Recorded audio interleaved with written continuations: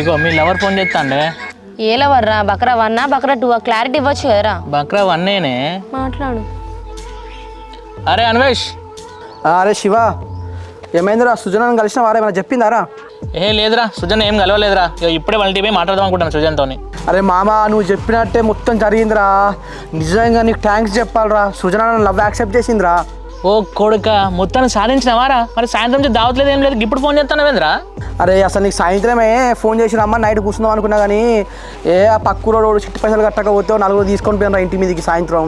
ఇక అట్లా మాకు అదే పంచాయతీ అయింది. ఎవర్రా నీకు పైసలు కొట్టింది? నాకు చెప్తే నచ్చి నాలుగు తంతును కదరా వాడిని.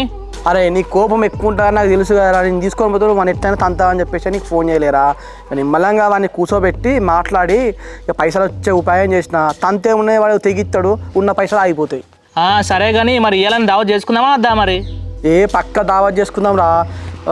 మనకి సమ్మాయి పైసలు అడిగి ఉండే 30,000 పోయి నాకు పైసలు ఇచ్చేసి ఇక కలుతా.